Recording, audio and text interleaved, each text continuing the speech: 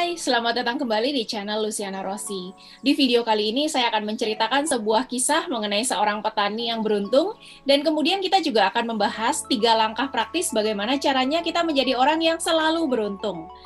Cerita mengenai seorang petani yang beruntung ini sebenarnya adalah sebuah kisah lama yang mungkin Anda sudah pernah dengar. Jadi ada seorang petani, dia punya kuda, dan kemudian suatu hari 1 ekor kudanya melarikan diri, hilang. Tetangganya datang ke rumahnya dan mengatakan kepada petani ini, "Aduh, apa sih ya kamu hari ini kehilangan seekor kuda?" Namun petani ini malah merespon, nggak tahu juga ini keberuntungan atau ketidakberuntungan. Nah, si tetangganya ini kan bingung, loh kok gitu? Kok nggak tahu ini beruntung atau nggak beruntung? Udah jelas-jelas hilang seekor kuda. Kuda mahal harganya, masa masih bilang ini keberuntungan? Nggak mungkin kan? Akhirnya dia pulang.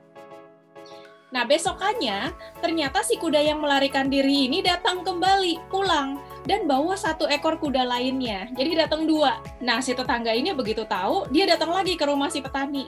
Wah, hoki banget ternyata kamu sehari ini malah kedatangan 2 ekor kuda. Beruntung sekali. Petani ini responnya lagi-lagi nggak tahu, ini keberuntungan atau ketidakberuntungan. Geleng-geleng lah si tetangganya. Ini apa? Ini si petani. Udah jelas-jelas datang 2 ekor kuda. Masih nggak tahu ini keberuntungan atau nggak beruntung. Akhirnya dia geleng-geleng, dia pulang. Besokannya, anaknya si petani pengen cobain si kuda yang baru datang.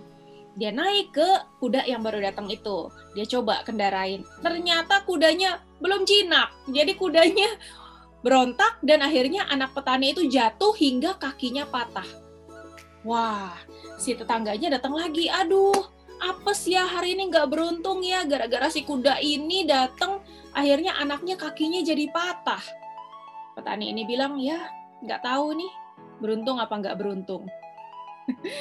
Kemudian tetangganya pulang. Wah, nggak jelas ini petani satu. Nah, kemudian karena pada saat itu masih era-era peperangan, besokannya itu datang tentara-tentara untuk merekrut anak-anak muda untuk wajib militer. Jadi mau dilatih untuk peperangan.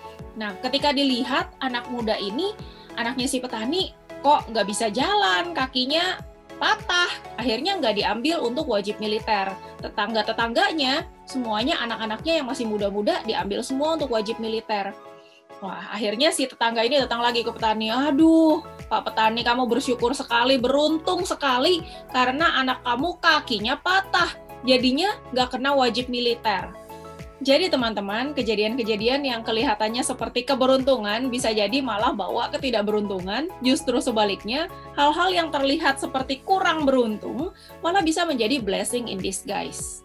Nah, bicara soal keberuntungan, banyak orang berpikir bahwa orang-orang sukses itu mereka bisa sukses karena beruntung, karena hoki, atau apapun istilahnya, yang jelas karena faktor eksternal atau faktor luar yang membuat mereka jadi sukses.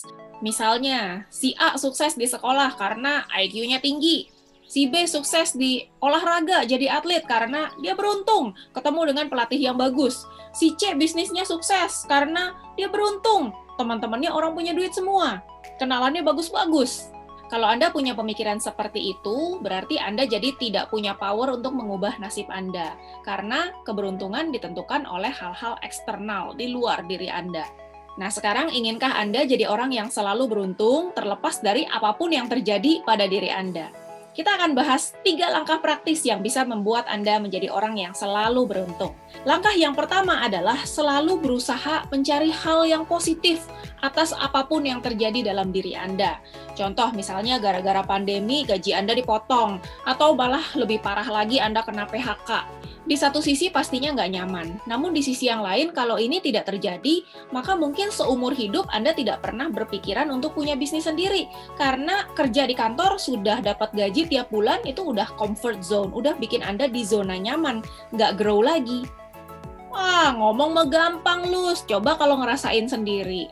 Tunggu dulu. Sama, saya juga mengalami hal-hal yang kurang mengenakan, yang sebagai manusia normal pastinya jauh lebih gampang untuk meratapi nasib daripada untuk mencari sisi positifnya. Contoh, misalnya baru aja seminggu lalu, produk-produk saya di marketplace dihapus semua sama yang punya brand. Alasannya karena harganya nggak sesuai. Bukan yang undercutting ratusan ribu ya. Jadi kebetulan, si yang punya brand ini kalau bikin price list, bikin daftar harga, harganya keriting-keriting. Sekian ratus, sekian puluh, sekian ribu, 324. Jadi angkanya tuh ada kayak 24, ada berapa-berapa di belakangnya gitu, keriting-keriting. Nah, saya kebetulan bukan pecinta angka 4, jadi saya pikir udahlah lempengin aja lah, buang angka 24-nya, jadi kan nggak keriting. Toh nggak sampai 100 perak buangnya, cuma 24 perak, biar nggak ribet doang gitu. Ternyata dihapus semua. Dan apa impact-nya? Kalau itu dihapus semua, bukan hanya semua histori transaksinya hilang, review-review bagusnya bintang 5-nya hilang semua, tapi juga ini related ke banyak banget kerjaan. Karena semua materi-materi promosi di YouTube, di Instagram, di Facebook, di landing page, di website, di mana-mana semuanya nge-link dengan produk-produk yang ada di marketplace. Dan ketika link itu menjadi produknya dihapus, maka semua link yang ada di konten-konten promosi itu harus dibikin ulang semuanya. Kebayang nggak sih berapa banyak hard work-nya? Video aja udah ratusan, belum lagi yang lain-lain. Nah, jika ini terjadi pada Anda, apa yang akan Anda lakukan? Apakah Anda akan marah? Nggak mau lagi kerjain brand tersebut? Cari brand lain aja? Bikin brand sendiri? Pada saat itu terjadi, jujur, saya juga kesel. Gile, kerjaan jadi banyak banget ini. Udah minta tolong gue presentasi, udah minta tolong gue bikin video buat branding mereka, malah kerjaan kita yang udah banyak banget dihapus semua, kan? Tapi pada saat itu saya berpikir positifnya, bisa jadi ini adalah kesempatan buat saya memperbaiki produk-produk saya yang ada di marketplace.